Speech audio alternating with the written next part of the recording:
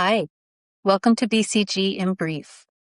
I'm Jenny Irwin and I'm here with Mary Roddy, and we're here to talk about the Genealogical Proof Standard, also known as the GPS. So, Mary, when we reach a conclusion, how do we know it's accurate? Well, we try to follow the GPS. The GPS is a benchmark against which completed research can be compared to help us know whether our conclusion is likely to be accurate and to stand the test of time. Did you prove your answer to a particular research question? The GPS is a standard, it's not a process, but since we know what that test, the GPS, is going to look at, that can shape our process as we begin our research on a particular question. The first part of the GPS is reasonably exhaustive research. We want to prioritize original records with primary information and want to focus on sources that are most likely to address the research question. So it's not a scattershot approach. It's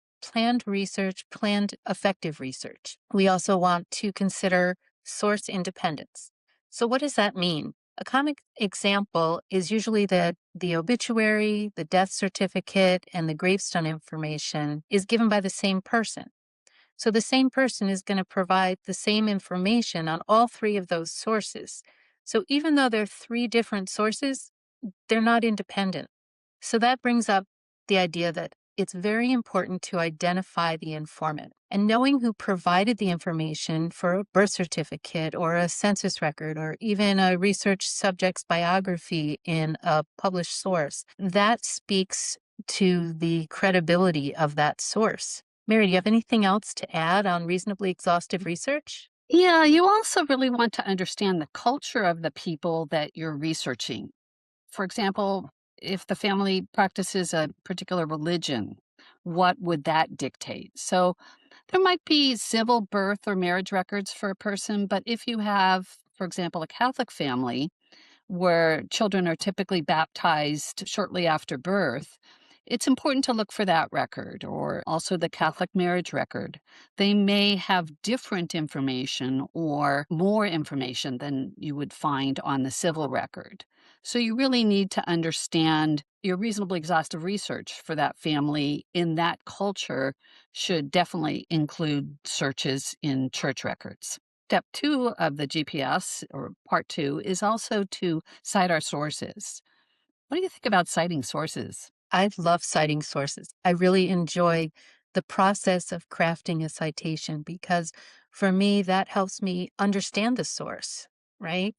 The source citations are a way to not only understand the source, but understand the reliability of that source.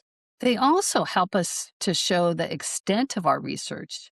Did you look at an index or did you look at an actual birth certificate or a death certificate? We also cite our sources so we can get back to them. Sometimes we will find a document, some years down the road, and it's like, well, that says something different. And so you want to be able to have both those sources in your hands so you can look at both of them and assess which might be more accurate. One thing that people don't talk about that I think is really important with source citations is you want to be able to get back to that collection where you found those records, whether it's for that same person or somebody else. Often I will discover a new Irish ancestor and I will know that, oh, I looked at these great records and I found wonderful information on John Fields. Now, how can I use those for James Ahern? You can put as much information as you want in your own source citations, your own notes. All that detail might not be in your published work, but use your notes as much as you can. They are a wonderful help for you, not just in your current question, but in all the research that you do. That's so true. And always remember to cite your source. I am guilty, as I'm sure we all are at some point in our genealogy work, of Yes. not citing. I look at research that I had done years ago when I was just starting out, and I just wrote census, or I wrote, the book at such and such library. What book? Where? Right? So um, that gets to the completeness of those source citations and how important that is. Yes. Part 3 of the GPS talks about analysis and correlation. What kind of tools or strategies do you use to correlate information, Jenny? What I really enjoy about the correlation and analysis component of researching is that this is when the answer or a conclusion to my research objective really starts to emerge in a way that I feel confident. As I analyze a record, I'm noting every bit of information that I can cull out of that source. But I'm paying attention not only to what the record says, but why the record was created in the first place and what that implies. So, a good example of this is an 18th century will from one of my ancestors. And he begins with, I, Nehemiah Reynolds of Washington Town in Dutchess County and State of New York, being of sound mind and memory, do this 27th day of the 8th month in the year 1794, make and ordain this my last will and testament. So, what does that tell me? Well, the use of the numerical months, that's something that members of the Society of Friends, otherwise known as the Quakers, that's a way that they would phrase their documents because they objected to using the name of the months derives from gods or goddesses. So instead they use numbers. So things like that, understanding the historical, the religious, legal, economic, all of those factors at play is just as important when you're analyzing a document as reading the names and dates. And for correlation, I really enjoy the correlation tools like tables, bulleted lists, timelines. Analyzing a document is looking at one particular source, right? Correlating is looking at all of the sources together, right? It helps you see the bigger picture.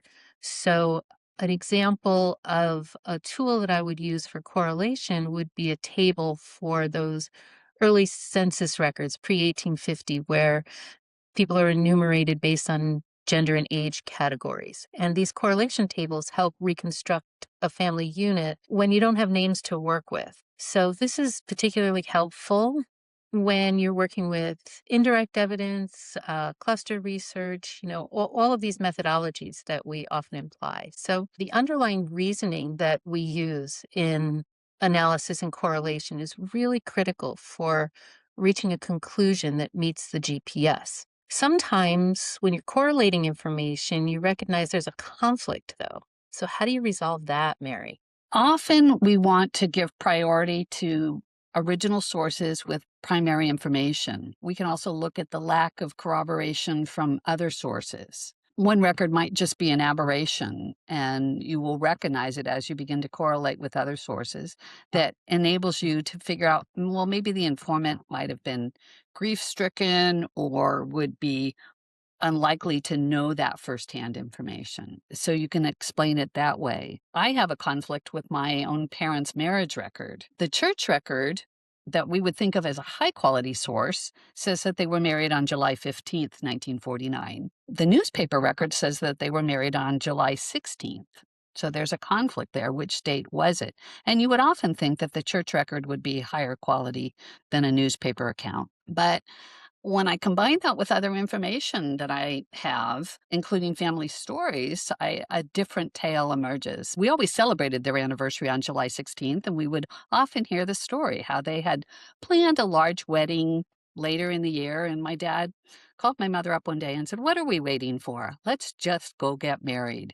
And so they left San Francisco on Friday after work, and they took my dad's brother, my Uncle John, and my mom's friend Evelyn, and they drove from San Francisco to Carson City, Nevada. Drove overnight Friday night, and Saturday morning, they parked outside a Catholic church, and there were people coming out of the church, and they were waiting for the priest to come out, and a priest didn't come out, and somebody said, "No, we just had a prayer service. The priest isn't here today, but if you need a priest, you can go up to Virginia City." So they drove on up the mountains into Virginia City, and the priest there talked to them, and this is the one that wrote July 15th, but he talked to them and determined that they were not teenagers running away to get married, that this was a well-considered decision. So he said that he would marry them, and he did. And, the next week they went back to work, and pretty soon my mother showed up pregnant, and everybody at work was teasing her about, did you have to get married? Is that why you rushed this up?